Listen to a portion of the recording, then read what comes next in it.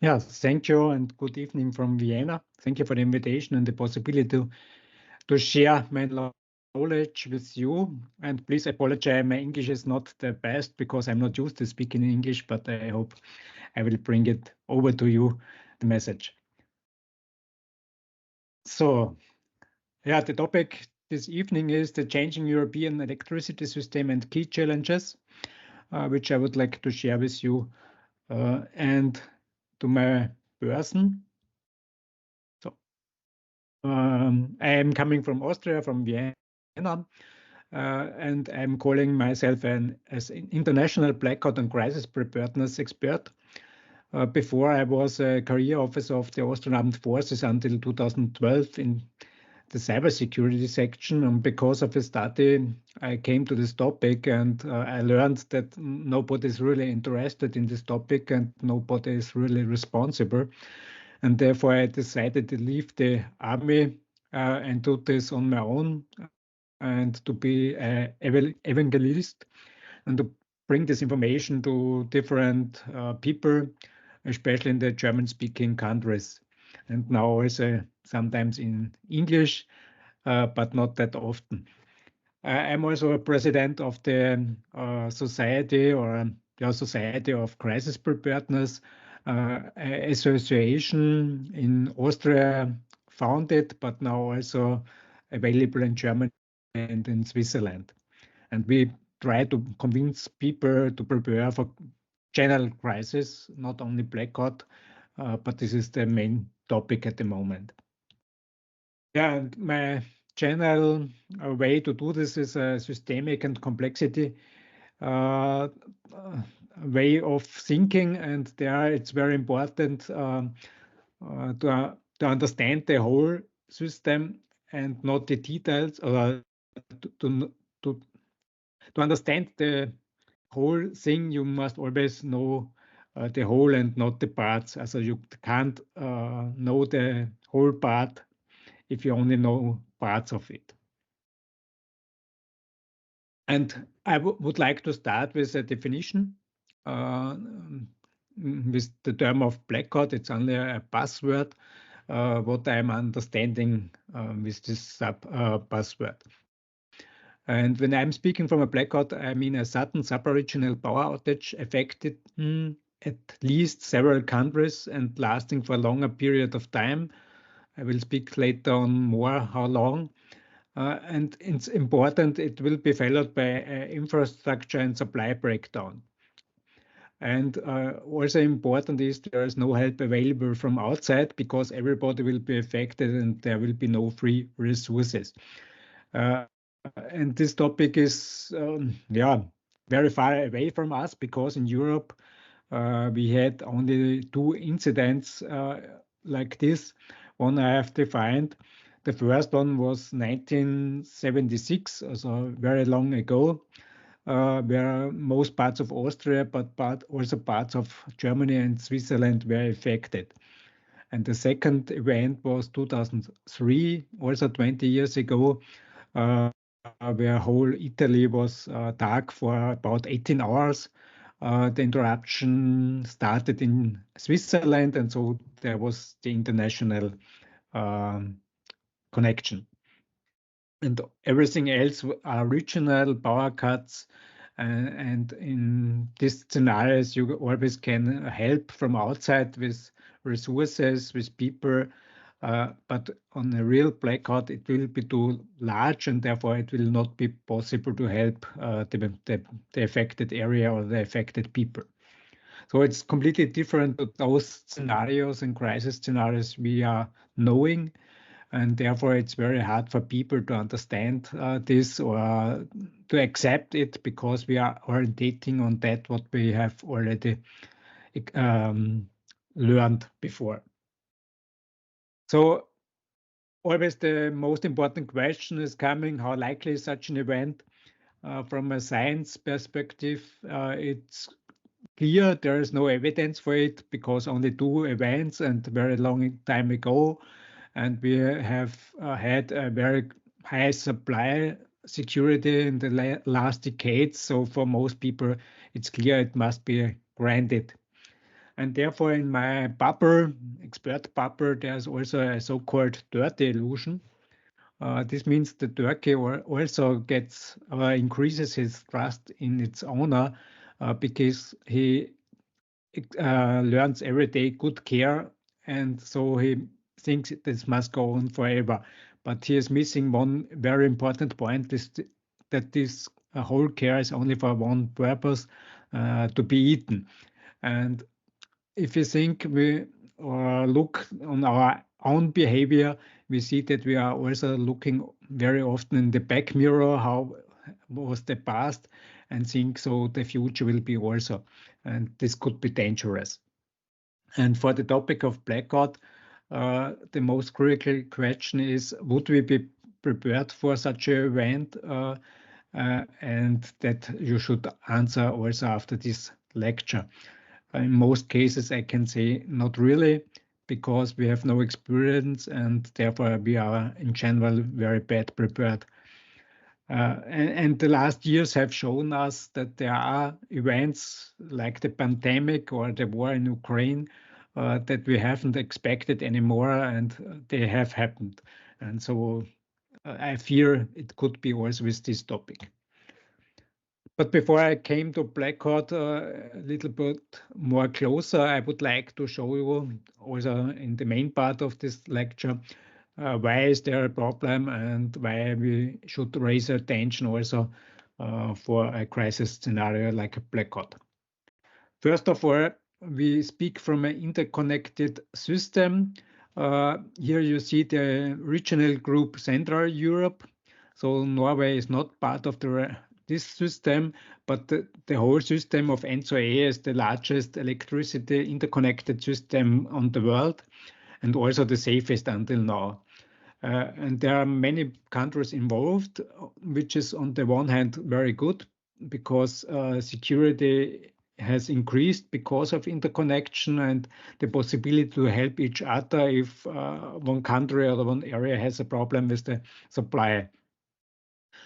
I don't know if you know that also Ukraine and Moldavia is part of this system since 2 years after the war. Ukraine was also connected to our system. It was already planned years before to be done next year, but because of the war, it was done earlier.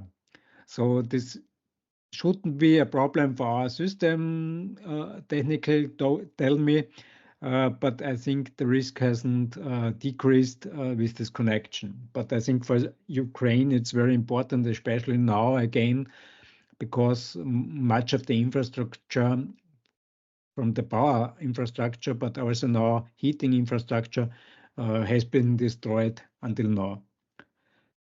Yeah, and here the picture from the whole ENTSO-E region. So Norway, Sweden, and Finland have its own zone, the green one, and then there is also the Balticum, and then separate on the other side Great Britain and Ireland, which have also their own zone.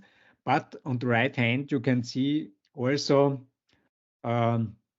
connections. This means Norway has a connection to Great Britain, to Scotland, but also to Denmark and also to Germany with direct current connections. So these interconnected systems are always separated by direct current systems because this helps to stabilize the system, and if one system has a bigger problem, it shouldn't spread over to the other system. That's the idea behind, but we have seen in the last months several incidents with direct links between Great Britain and the last was Denmark, but I think there were also interruptions with Norway.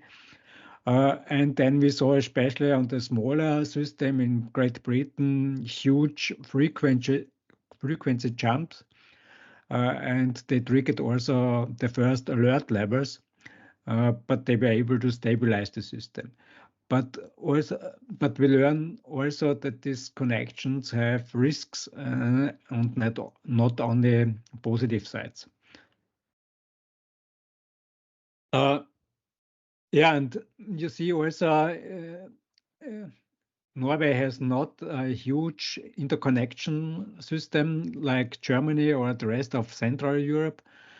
This is also because of not so many people in the area. And so if a main line is interrupted, this could be trigger a cascading effect. But even if we have a larger interconnection in Central Europe, also here the risk is growing because of many more topics, which I will show you later on. And very important is to know we have no copper plate. This means you can't take or feed in electricity on every point of the system and take it somewhere else without losses, because behind there is an infrastructure. These are the grid lines, and they have limitation of transportation. And the problem is that the electricity market is not taking care, or they must not take care about this physical limitation of the system. I will come back later to this topic also. Yeah, yeah, and we have different price zones in Europe, but also in Norway you have 5 different zones because you have area where you have more production and also more consumption. And these zones make sense to build up also the physical reality. And the negative example is Germany with one zone, price zone. 5 years ago, 2008, until end of 2018, also Austria was part of this price zone. But it was divided then because of physical limitations. But we have still several big problems in Germany itself because the infrastructure was never built to transport huge amount of wind power or electricity from the northern part of Germany to the southern part of Germany, where the industry is placed and the electricity is needed. And so we see more and more problems also within Germany, and there are now starting discussions to separate also the parts in Germany because of the physical reality. But at the moment, this is the reality.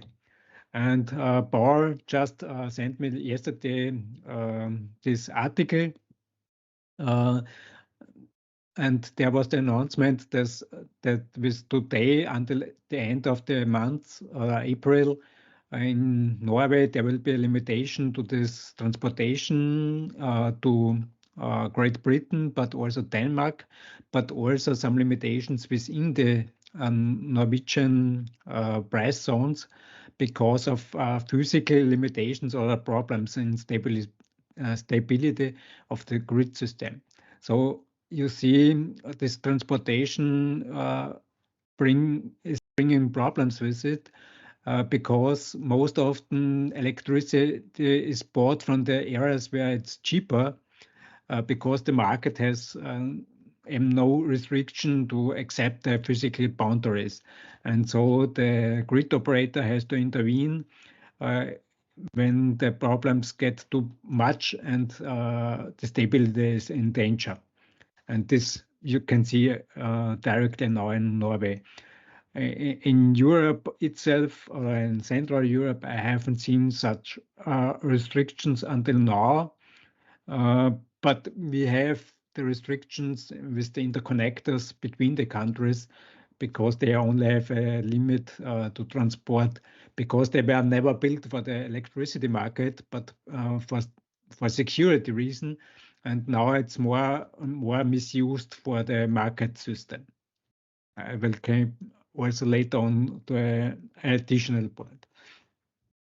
One point which is very often overlooked in the current discussions is also that the power supply system or the electricity supply system is a very fragile system where you have at every second hold the balance between generation and consumption. So this is measured by the 50 hertz. And this must be always in balance. And as you know, it is not possible because if somebody is switching on the light, it is already more consumption than just at the time was produced because you can't see it before. And that it was possible to run the system that's stable. We had some elements in the power supply system with the current and or the old power generation system with fossil or hydrogen power generators. And you see on the right side and the upper side, this yellow thing is a generator, which is driven by nuclear, water, or coal or gas. And these generators have hundreds of tons. And there is only a physical process where mechanical energy is stored in rotating energy, and if more energy is needed, it will be braked and the frequency is dropping, or if there's too much energy, it will run a little bit faster and the frequency is going up. And so these elements were always balancing the system.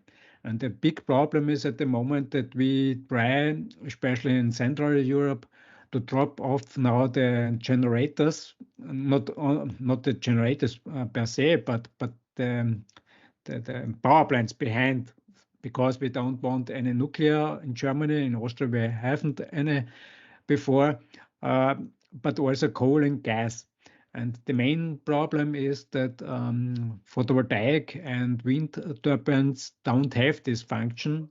Even a wind turbine is rotating. It is not the same system because a wind turbine is producing direct current and then it's transformed to AC. And so there's no physical connection. And so you can use the mechanical energy. There are solutions with battery storage systems and electronic, but you have to build them. And we see them already in other countries, but not in our systems, or it starts but we have already switched off many of the old power plants. And now in the summertime, or also now in the spring, even more, we have the problem that more photovoltaics is replacing old or the conventional power plants. And so we have less and less rotating spin reserve in the system, and nobody really knows where's the breaking point of the system.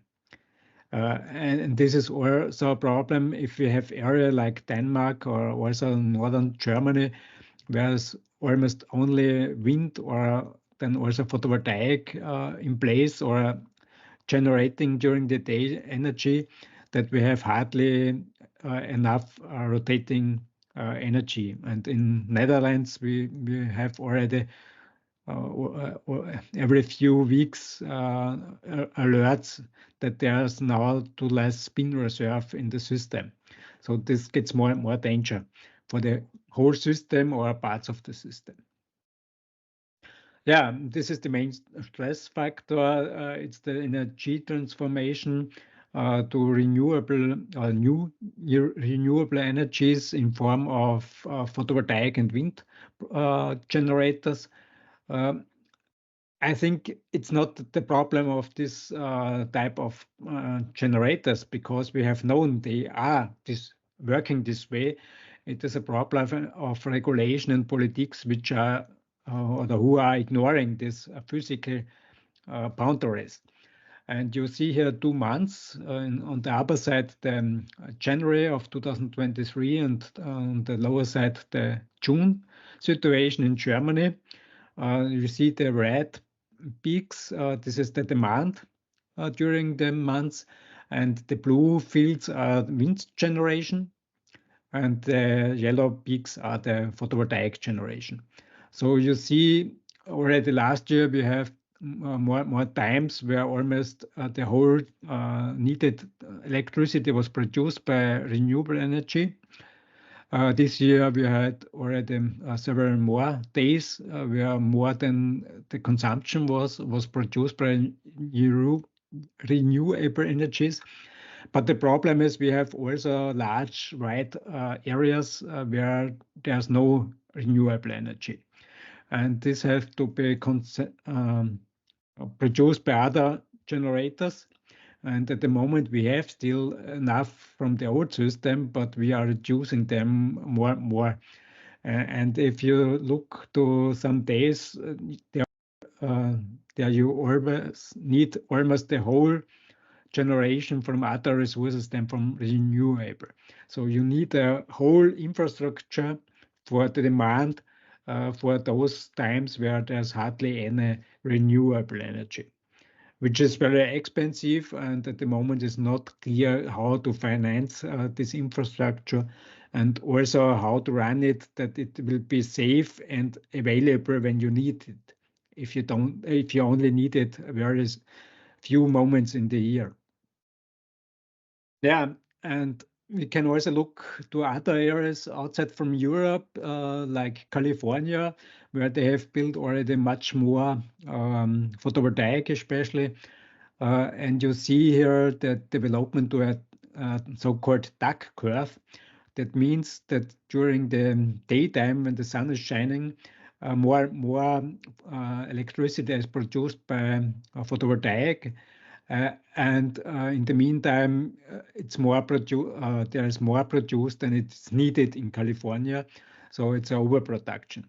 The main problem is on the right side in the evening peak, when the sun is going down, and then you need, and at the same time, people are coming home and switch on their oven and the air condition or what else, and so you have a reduction in the production on the one side, and on the other hand, you have increasing demand. And it's very fast change. And this is a problem also to follow by the other power plants. But in California, they have really luck, because I looked to yesterday evening at this time. They had a load from 24 gigawatt, and the missing renewable or especially photovoltaic energy from a few hours before was replaced by 6 gigawatt on gas, which gas power stations are very fast controllable. They can very fast replace missing energy. We have seen this on Monday in Texas, especially with the eclipse, because it was necessary to replace within a few minutes about 10 gigawatt of the consumption, because this was dropping by the eclipse. So gas is very important to address the fast response. Then they had yesterday 5 gigawatt on import, so they are depending on their neighbor countries. Then also 4 gigawatt on batteries. Batteries are also very, very fast able to feed in electricity. We have seen this also several times in the meantime in Great Britain, when there were drops or disturbances, where the batteries saved Great Britain from a blackout. Additional 4 gigawatt on hydro, and then 4 gigawatt on still renewable. Renewable means also wind energy, and 1 gigawatt on nuclear. So nuclear was not that much, but in general, you see very lot of spinning reserve, also with batteries who can react very fast, so you can stabilize the system. So this works, but you need on the other hand these systems, and there's also the message, even they have a lot of photovoltaic feed in general, natural gas is still the state's largest energy source, followed then by solar, wind and hydro, and on the last place nuclear. So even if you want to change to a renewable system, you need still a fast reaction compensation tools like gas or batteries. Yeah, and we see now the development from the duck curve. Because it looks like a duck, but in the meantime, we are speaking especially in California, already from a cannon curve, because it's much deeper now, and so changing behavior of the system. Yeah, here another example on the left side, again, California yesterday, where you see much overload, about 3 gigawatt from the production was at this time 24 gigawatt were too much, and they had to store in batteries, which is needed later on in the night, or to export. Yeah, and on the right-hand side, you see South Australia. This is also an area where they have already a lot of renewable, and they had already a blackout a few years ago because of some troubles with extreme weather conditions problem, and with wind park and cascading effect. And here you see also they have in the afternoon a lot of overcapacity, but in between they have a huge import necessarily, and also a huge amount of gas-powered electricity. So you can't run a renewable system without this at the moment, or as we can see in the near and middle future, because you would need something else which is not available. But I'm speaking more to that later. Now back to Europe. On the left-hand side, you see the prices 2019, where we had still stable prices between 40 and 60 euro.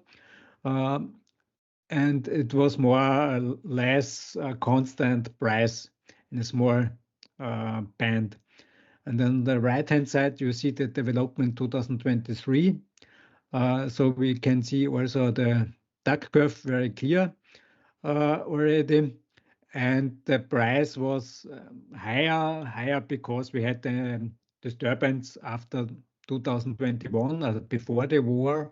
It started already that the prices increased.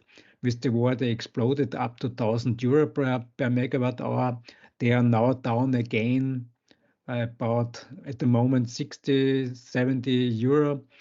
But we have more different prices. Also in the morning, and especially in the night beginning, very high prices as like today.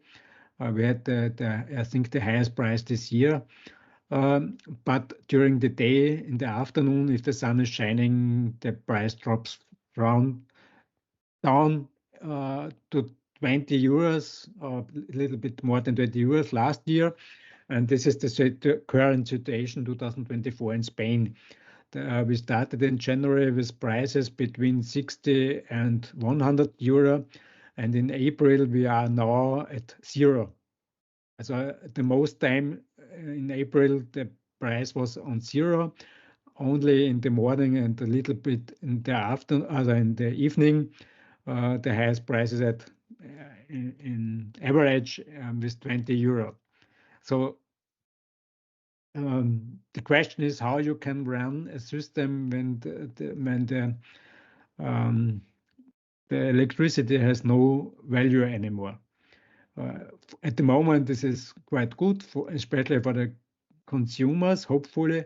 But from an infrastructure perspective, it's impossible to run the system for a longer time, because with no income, you can't run the infrastructure. So I fear we will see here big drivers in the near future. Here also look to the price on last Saturday in several countries, from Austria, Belgium, Switzerland, Germany, France, and Netherlands. In Netherlands, the price dropped down to minus 125 euro. This means that the producer had to pay 125 euro for electricity to feed in and not to get the money for his production. So it's completely crazy to pay for a product, but this is the reality at the moment. We have also a very crazy situation at the moment in France. You see it, this line in the middle. They have almost the whole day 0 euro and an average minus 71 cent on Saturday on price. This means the whole production was a lose. The different is, so I think there's a failure. I see just now, this is, I think, if failure is, it's not the 7th of April, it's today, 10th of April. We have now the price of in Germany from 191 euro, which is the highest price this year we have seen.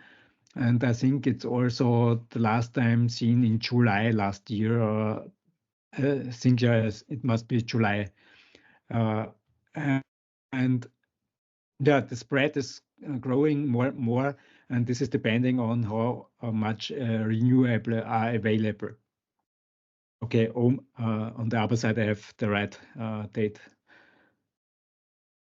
Yeah, and again, we have days where there's hardly any production from renewable. In winter time is very hard. If there's no wind, there's almost no solar. It could be in other days in the year better, but even you have still in the night time the problem that you have hardly any infeed from renewable. From the system security side, it's very important. Average or annual values are good for marketing, but they are irrelevant for system security and stability. And this is also the problem for the current discussion, because most often you hear, yes, we are now able to produce 50% in general or in average, or on some days already 100%. This is great because a few years ago we had hardly any production from renewable, but it's not enough for system security. To address this in other way, we have in Germany installed capacity with April this year from 70 gigawatt on wind and 85% gigawatt on PV. This means 155 renewable or new renewable. There are also some about 10 gigawatt additional biomass, but only from this side, this amount. We have during the day a load between 35 and 74 gigawatt in Germany. In the night time, 34, and during day they are up to 74 gigawatt in general. And this means about a demand during the day from 1.5 terawatt hour. The minimum production we have seen during the last months from PV and wind was 0.3 gigawatt. This means from 155 gigawatt, which are installed, only 0.3 were available or feeding in electricity. Or during the whole time, daytime, the lowest point was about 0.05 terawatt hours. So we need 1.5 terawatt hours and 0.05 terawatt hours were produced by PV and wind. If we see it a little bit more positive with biomass, also in addition, it was still 0.24 or maybe a little bit more in between terawatt hours, which could be fed in by renewables. And Germany has a storage capacity from around 0.05 terawatt hours. So it's not possible to replace current power plants with storage capacities. I will come to that point again a little bit later. And the problem is in general also for most people, they have no sense what this means, this transformation. I think the transformation is necessary, but if you don't accept the physical boundaries and realize which scaling effects there would be not necessary, we won't have a chance to realize it. Yeah, and the challenges between megawatt hours, gigawatt hours, and terawatt hours. At home, we are speaking about kilowatt hours, but in the whole topic, we have to speak about terawatt hours. And to bring a picture to remember the difference between a million and a billion, so you can say between a megawatt hour and a gigawatt hour, is 1 million seconds is about 12 days. And so the question to you is, so calculate in a fast way, how much is 1 billion seconds? How many days are 1 billion seconds? Normally you would not expect it. It would mean 32 years. So from megawatt hour to gigawatt hour, it's the same from 12 days to 32 years. And if you go to terawatt hours, it's again multiplied by 1,000, and this means 32,000 years. So it's completely, yeah, not imaginable for us in normality, but this is the dimension from that we are speaking from. Yeah, we have a lake of storage, and I am comparing hydropower plants or hydro pumped storages most often as storage systems because they are the most efficient storage systems we have at the moment. And in Switzerland, we have a capacity of around 9,000 gigawatt hours. And Switzerland could self-supply with this storage if it's full between 10 to 56 days. And 10 is at the current time at the end of the winter in normality, because during the winter the most storage system is used, and during the spring when the snow is melting, the storages are filled up again, and then in autumn you can produce again for 56 days electricity only from storage systems. In Austria, we have also luck. We could do this for 3 to 15 days, even if this is only on paper possible, not on technical level, but to get an idea from what we are speaking about. And in Germany, they have around 50 gigawatt hours, also included all battery storages. And this would last for 30 to 60 minutes.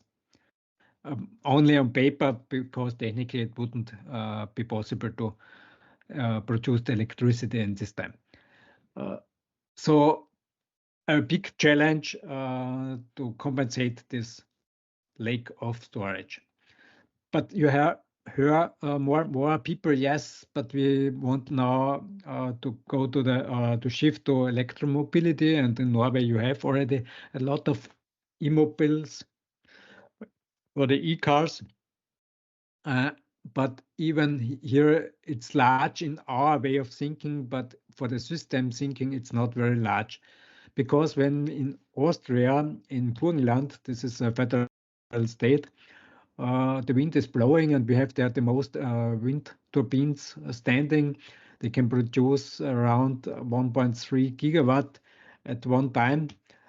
We can produce a surplus from about 18 gigawatt hours in one day, which is not needed in Burgenland itself because there are only 300,000 people living and no big industry.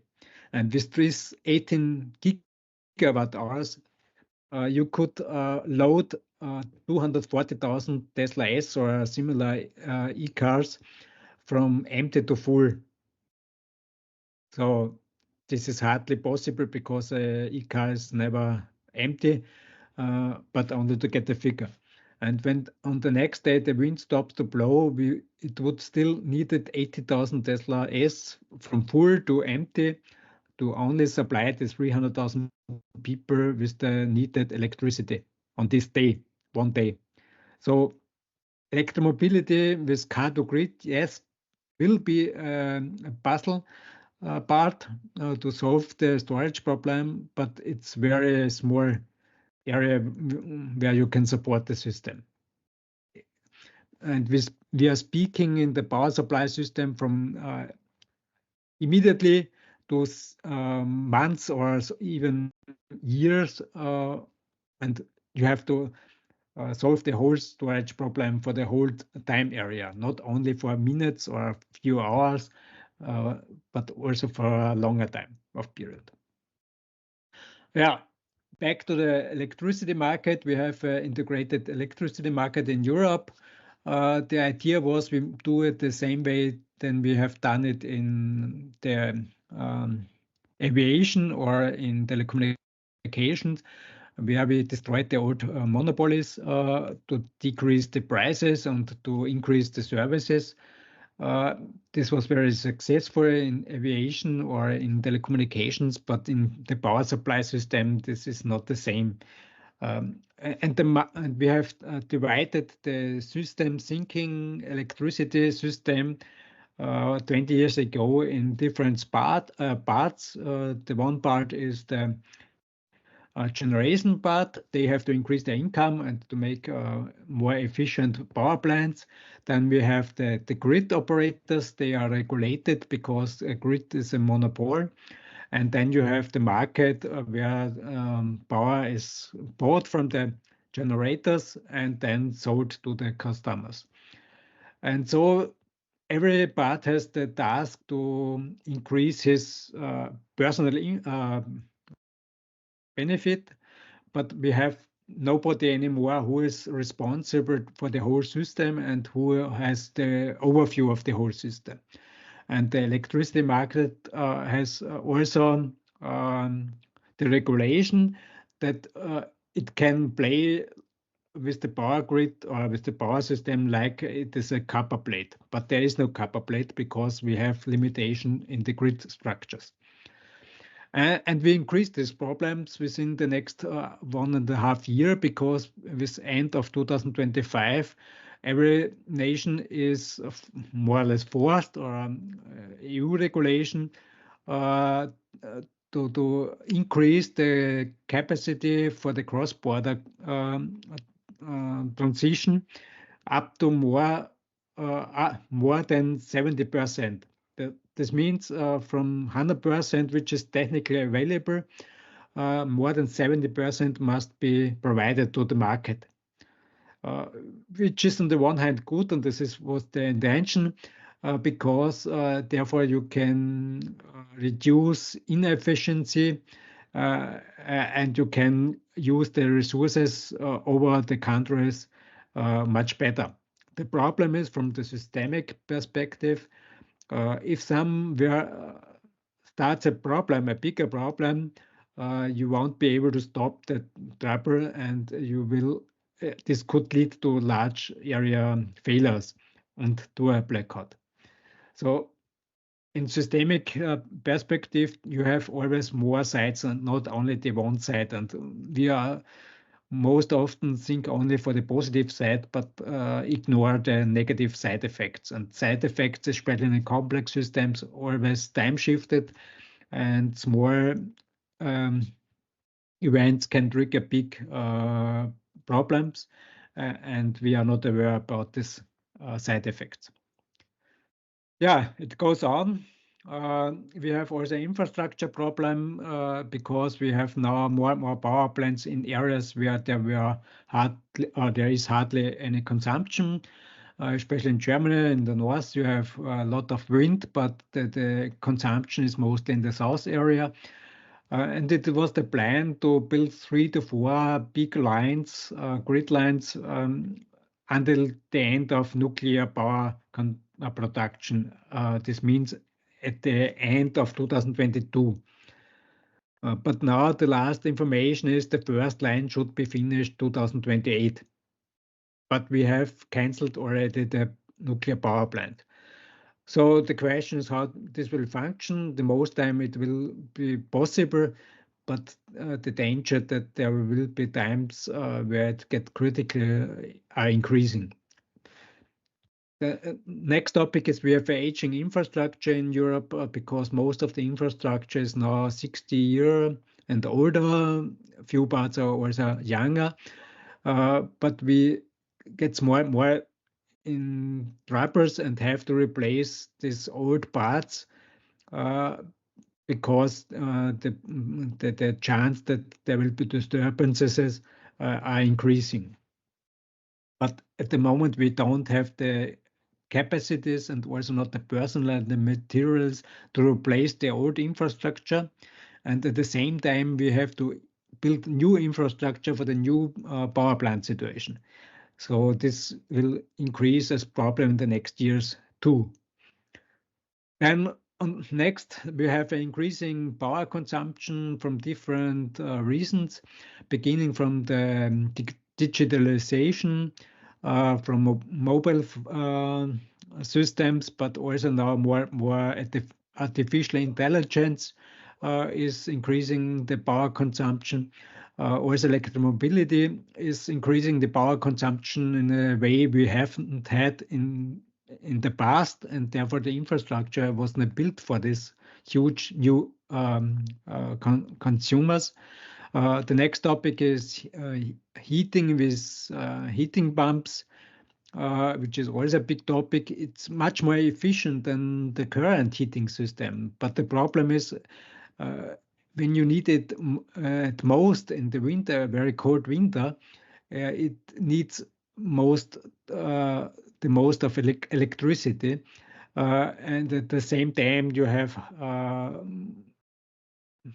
most cases to less renewable energies. In summertime, with the cooling and with the air conditioning systems, this is better because if the sun is shining, you have photovoltaic electricity and you can then use this also for cooling. Yeah, and then also additional topics are coming up. In Austria, we are building 2 electrical smelting oven in the industry, and the news is that the enterprise which is doing this had until now a power consumption during the year about 1.2 terawatt hours from 70 terawatt hour we need as a whole in Austria. And these 2 ovens will use additional 2 terawatt hour. And the answer is not, or we have no answer at the moment where this 2 terawatt hour should come from, because we have already in winter times a problem with self-production, and we have a lot of imports during winter time. This winter was a little bit different because we had more water than usual because it was too warm. And we had also wind energy, but you need it not on sometimes, and on every time. And this goes ahead also with the idea we will make this in future with hydrogen. And to produce hydrogen, you need about 5 times the energy you put in to get the same amount out. And so this will not function at the moment with the current system and the future infrastructure we have planned. So the idea is to get the hydrogen from other nations outside from Europe, where it's cheaper and easier to produce it. But even therefore, you have to establish an infrastructure and and this will not happen in the near future. Yeah, the next stress factor is a lack of skilled workers. We have more and more problems to get enough young people to run the system, and we don't speak to make a new system. We have already problem to run the system, and this will increase in the next years even more because we have more and more fewer and fewer young people because of demographic developments.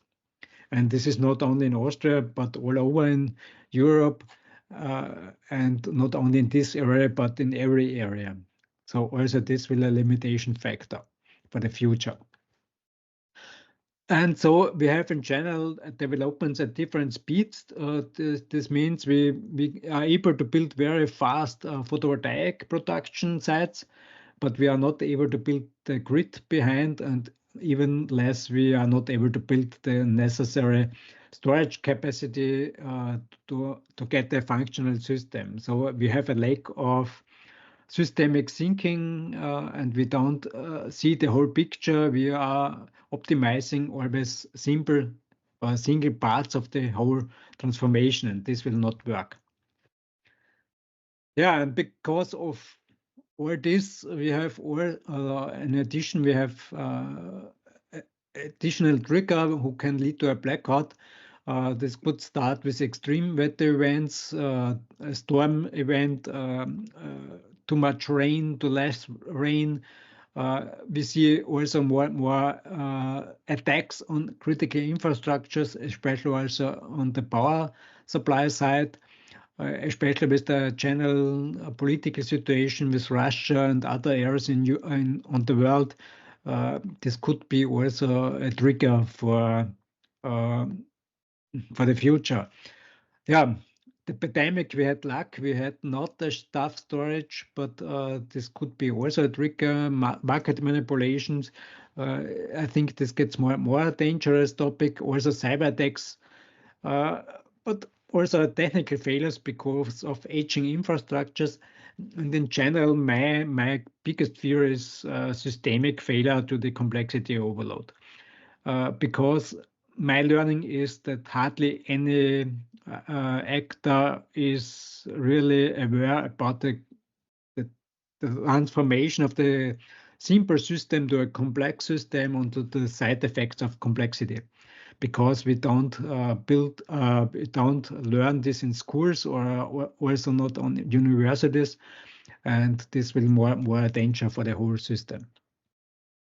So many things which are connected and which are hardly viewed as a whole, and they all are interconnected, and therefore my fear is that we will face such an event in the near future. I'm speaking already more years from this possibility. I'm dealing now over 13 years with this topic, with the developments, but I can't see any hope that we will see not such an event. I don't know if it will be tomorrow or in 2 years or in 6 years, and there is still a risk possibility that it will never happen. But everything I can see now, and I speak with many people from around the system in Europe, many of them have fears that it will not be possible to handle the situation as it's developing. You have also the other side, those guys who think we are able to handle this all and this will work out as it has done before, maybe, but if it would happen, it will be really a big catastrophe to our societies. Yeah, and therefore I would like also to show you some points of what does a blackout mean. And the first question is, of course, how long will it last? And the question is always what of this? And it will be harder to estimate because we have no experience, luckily, but this is also dangerous because we are not prepared or cannot really address it in the right way. And we have several phases. The phase one is electricity is off. and the electricity will function again. And in Austria, we have good preparations, and in Austria, it should be go again within a day. Maybe it could be also last several days. On the Europe side, and I'm speaking now from the regional group, from the Central Europe regional group area, it could last also several days. In northern parts, there is the expectation that it will last up to 1 week, and 1 week would be the last point, even it's possible to recover the system. So every power outage, large supra-regional power outage lasting longer than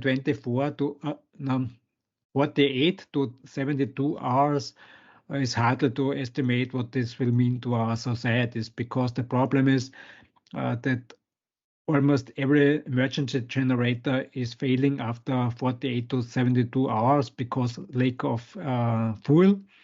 And if the backbone systems of the telecommunication system is failing, we will face major hardware damages, and it will not be possible to restart the system. Yeah, and then it could be also that there are rebounds during the restart of the power supply system. And even if the power supply system is available again, it will still last several days in my experience, or the expectation to restart the telecommunication systems, the mobile systems, the landlines, but also internet, if we have luck and not too much damages in the IT systems. And without telecommunication systems, you can't produce anything, nor you can transport it, nor there will be a fuel supply. So still stand still. And after that time, and this is in the best case, in my view of point, after about 1 week, we can restart the rest of the systems, and this will last weeks, months, and even longer. And this begins with the problems in the farms. There's the expectation that millions of animals will die within hours during the power cut. And so we will have huge problems with supply of the people. And even the power and telecommunication is available again, it will be last days in best case to restore the supply chains. So the main topic of a blackout is not the power cut. The main problem is the supply chain collapse, which will be triggered by the power collapse or a supra-regional power collapse. And everybody who has to do with IT systems knows never touch a running system. And this is the big uncertainty, which problems will be there and how long lasts it to restart the whole systems and to synchronize the whole systems and the whole supply behind. So it's also a question what are preparing for. Are we preparing for the power cut with emergency generators, which could be in some areas important, but in most cases it's more important to plan emergency operations during 14 days until hopefully a supply with food and medication will restart on a low level. And then we can start the rest, because as long as we have no supply for the people, we must not think about everything else. And the whole problem starts with the collapse of the communication systems, which will be in a few minutes after power collapse. This means there will be no crisis management possible without communication, and so their only self-organization on a local level will work. And this means also that emergency services will not be available. You can't call any services. And even if the power is back, this will still be a big problem. Yeah, and for the crisis management in organization, normally you have crisis plans and scenarios. for bigger events, but what you are doing if not only one part of your organization is affected, but all parts, all locations, and even more, you can't alert your personnel anymore because communication system will fail within minutes.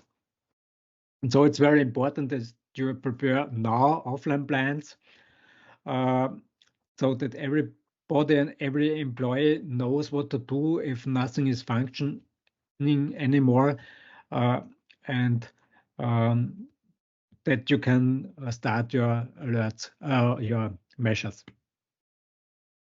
Yeah, even more, the whole logistic dependencies we have everywhere, and just in time, just in process as buzzwords affects the whole supply logistics, and this will mean we will see very soon empty shelves and hopefully less destroyed shelves, because if something is destroyed, you can't start the supply again. And the great problem is that we know in Austria and in Germany especially that most people are not aware and they think the state will solve the problems. And we know that about 1/3 of the population is only able to self-supply for 4 days, another third only for 7 days, and only 1/3 to do this longer than for 7 days. And we have to expect from all my plan, also working with different organizations and the food supply, that before the second week, nothing will restart in the supply. So it will be very hard to help 2/3 of the population which are starving already. And yeah, there's still the expectation there will be somebody who will solve them, but there will be no such solver. And therefore, the most important message is we all have the social responsibility for ourselves, and we have to start at home with the knowledge within the family that everybody has an idea what this could mean, how we can meet again, or where we can meet again when it happens during the day. You are in the work, your partner is somewhere else in the work, the children in school or the kindergarten, and the public transport will not function, individual transport maybe also not. And how can we find each other again without communication? And if you have the plan, you can reduce already the stress level during such a situation. Yeah, and the most important preparation would be to have a stock up for 14 days to survive on your own, because every supply chain outside will break down. And it starts with water supply for a few days. If there's a problem with the water supply during the power cut, then medical supply, medication, but also to be able to make first aid for you or your surroundings, because the emergency service will not be available. And then to have enough food to self-supply for 14 days. And then it's important. Most people think, yeah, but I cannot cook. Yeah, you cannot cook during the power cut. In Austria, maybe 1 to 2 days. But then you can cook, but you won't get anything to cook because there is no supply. And even also important is to think about your pets, to have enough food for them. And if you have this as your preparation, you are already good enough prepared. And if we have enough people who can self-apply for themselves for 14 days, we will be able to restart some processes and to restart the supply. But the problem is, if people have at home a problem with self-supply, they won't come to work and to restart the supply. And therefore, it will get more dangerous for all of us. So this is the most important point. If not enough people are able to help themselves, it will not be possible to solve the problem with the organized help. And also in systemic thinking, it's always very important as well as, so yes, you have to do your self preparation, but also the organizations have to do their on communities especially, have to do their own plannings and preparations to help as far as it's possible. And the most important thing is we only can solve such an event if we help together and not if we are polarized and weaponed or what else is possible in thinking. We have to do it together. And the best way is to do it together is start now speaking with each other and help together each other. Yeah, back to the problems in the power supply system. What could be a solution? The biggest problem at the moment is, on my point of view, the thinking in silos, separated thinking, especially also the polarization we see since a few years between different viewpoints. And we won't be able to solve any complex problem with this way of thinking. We only destroy our society with this way. To solve future problems, complexity problems, but also general future problems, I think we need interconnected thinking. We have to think to speak with each other, even we have not the same viewpoint, but there will be always different viewpoints. This is very important in complexity surroundings, and we have to focus on the big picture to get the right answers for the details of the big picture, and not as we do it at the moment to focus on details, make them more efficient and so on, but have no clue how this should work in a whole. And what I can give this is also we can learn from nature because nature is a good example how to survive a very long time, and evolution has shown how to do it. And we can see every improvement in surviving wars based on three major pillars. And one pillar is the reduction of energy and resource requirements. That means that less I need, the less dependencies I have to other regions, persons, and so on.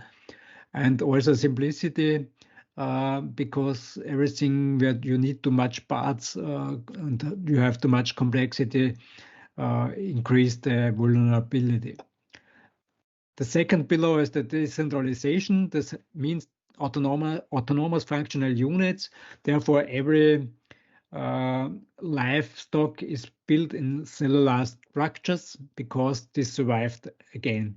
So you need also a greater structure, but the basic of every livestock is a cell.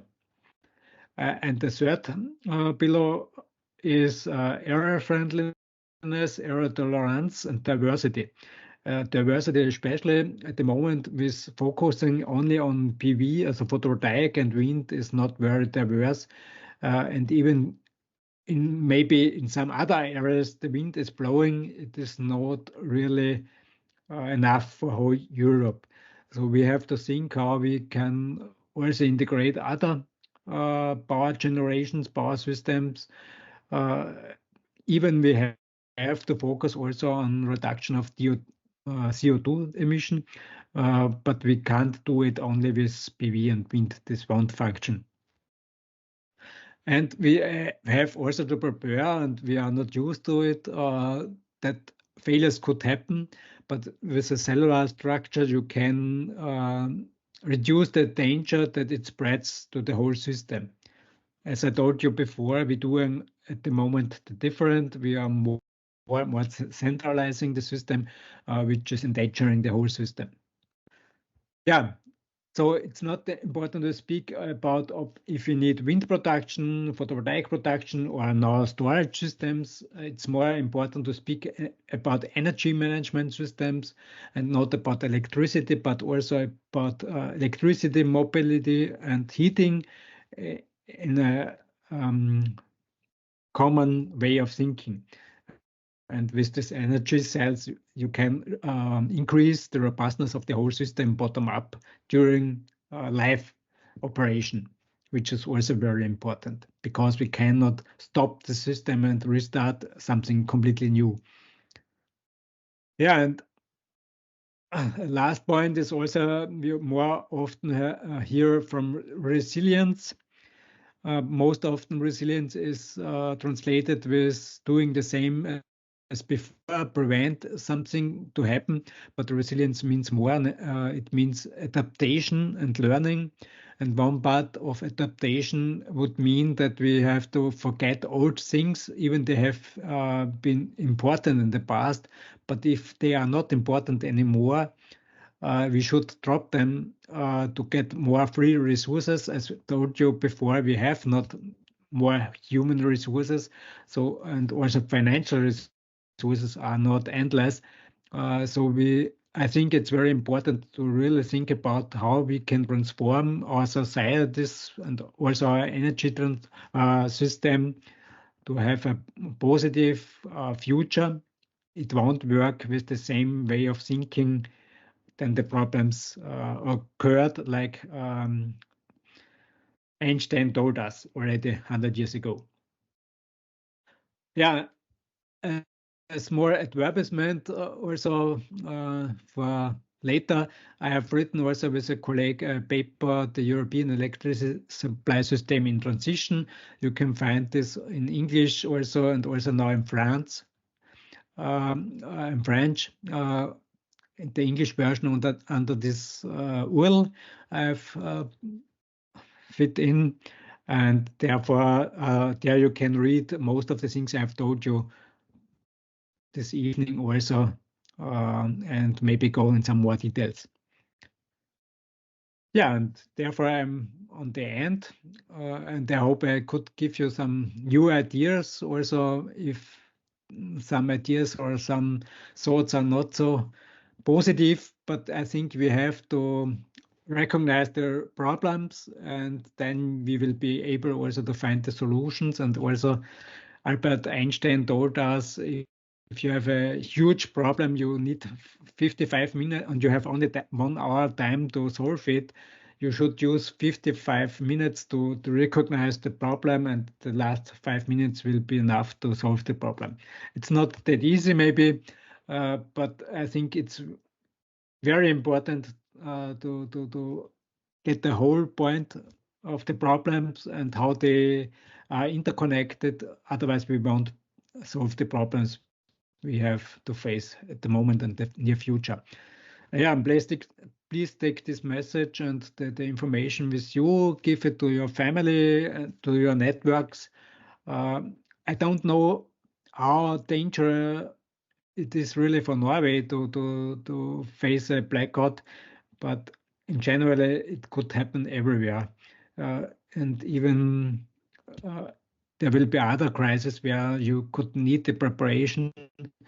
But even the blackout affects other areas of Europe. It will affect in some ways always also the other parts of Europe and even more of the whole world, because we have many enterprises in Europe who are working on the whole world, have their working places, and this will lead to a shockwave over the whole world. So I think it's important to think about these possibilities. Thank you for your attention, and I'm looking forward to your questions.